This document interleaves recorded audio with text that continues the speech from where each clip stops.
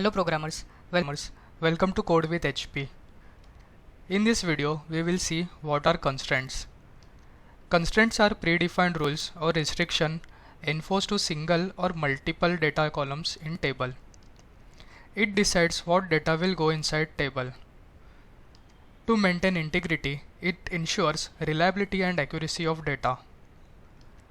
There are 6 types of constraints. First is not null. By default, the columns are able to hold null values. A not null constraint in SQL is used to prevent inserting null values in specified columns. Second is unique constraint. The unique constraint is used to ensure that there are no duplicate values inside column. Each value is unique. Third is check constraint. Check constraint ensures that inserted values are coming from specified data set. Fourth is default constraint. It provides a default value for a column when none is specified. Fifth is primary key. It is combination of unique and not null.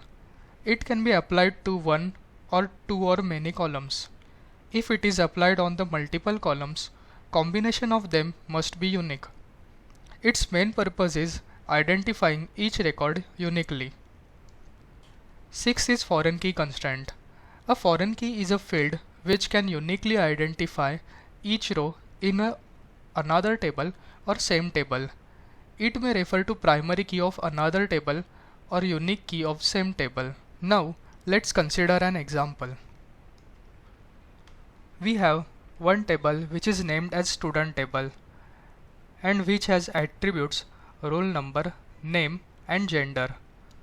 We have another table called as student address and which will have attributes address ID, roll number and full address. The roll number column in student table will be primary key because every student will have some roll number and for every student there will be unique roll number. Now there will be another column called as a name which will be not null because every student will have some name, but it is possible that two students are having same name. Then we have third column called as gender on which we will apply check constraint because gender can be either male or either female. It is coming from specific data set which the data set which includes male or female. So we are applying check constraint. Now we will talk about student address table in which we will have first column called as address ID which will be primary key because address ID will be unique for every student. Then we have another column roll number on which we will apply foreign key constraint. This roll number from student address table will refer to roll number of student table. Then we will have third column full address. Every student will have some address, so we are applying not null. But it is possible that two students may have common address if they are twins and learning in the same class. So we are applying not null. Now let's jump on to practical. We are already into student demo database. In this database we will create two tables. One is student and second is student address. Create table student. First column will be roll number which will have data type int,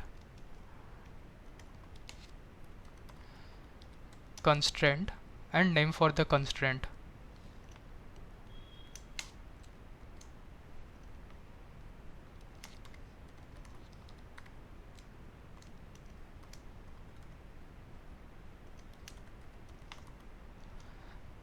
PK stands for primary key, student is the name of the table and roll number is the name of column.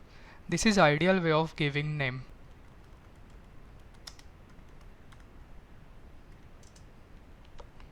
It is okay even if we don't give a name, a default name will be assigned, which is not quite readable. Providing a name helps in future if we want to drop a constraint. Or if we are performing any operation which violates this constraint, SQL will log an error message. It becomes more clear and readable if constraint has a name. Second column will be student name, which will have data type varchar.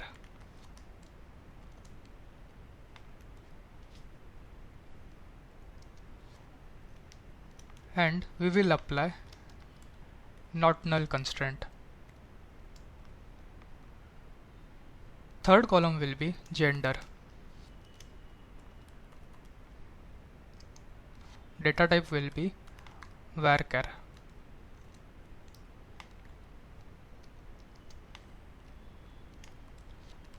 Constraint ck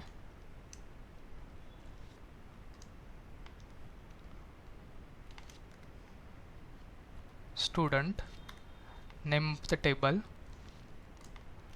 then gender, name of the column.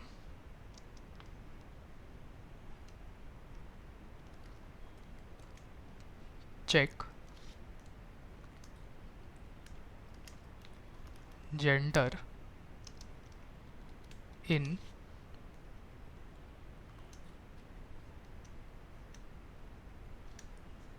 male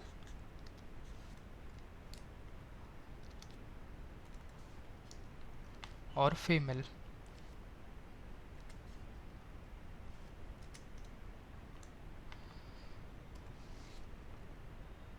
Now we will execute this query. The query is successfully executed. If we expand student demo database and go into tables, we can see student table. And if we expand columns, we can see that these three columns which we have just created. The roll number is primary key. This is symbol for primary key. Student name is not null, and check constraint is applied to gender. Now we will create another table named as student address.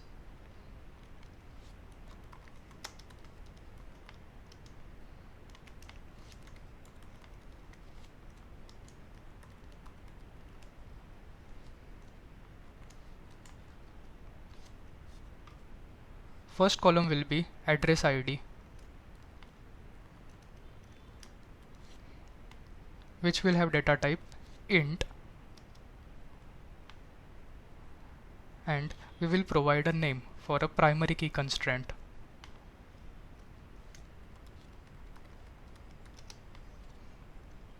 pk, name of the name of the table,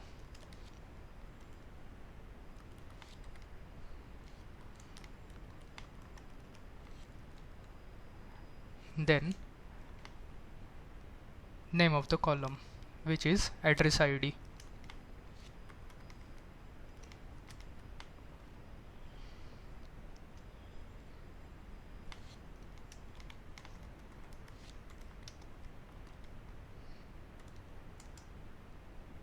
Now we will create another column which is roll number.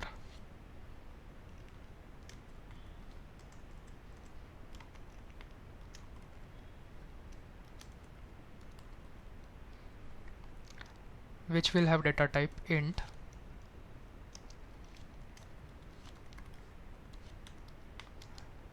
here we will apply foreign key constraint fk, then name of the table,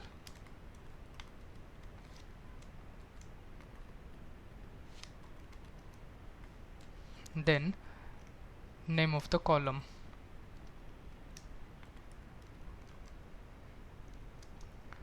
Which references to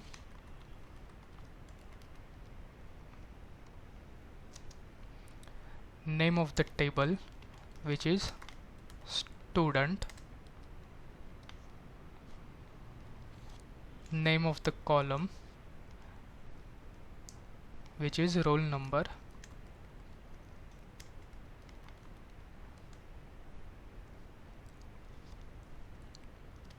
and we will add another condition, which is on delete set null. So if we delete any record from student table, then it will make roll number as a null.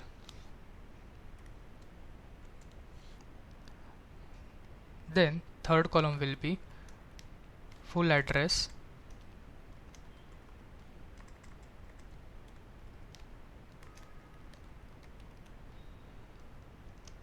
which will have data type varchar,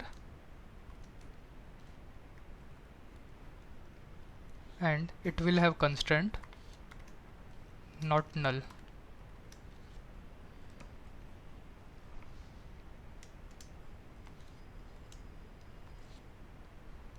And now we will execute this query.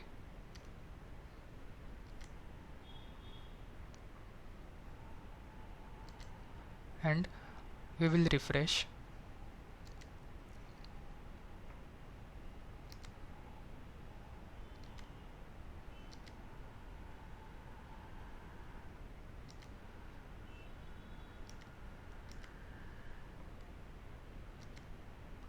Now we can see another table is created, which is student address. And 3 columns have been created. First is address ID, which is primary key. Second is roll number. This is symbol for foreign key. And third is full address, which is not null. We will see default and unique constraints in upcoming videos. In next video, we will see SQL statements, which are DDL, DML, TCL, DCL, and DQL. Thanks for watching.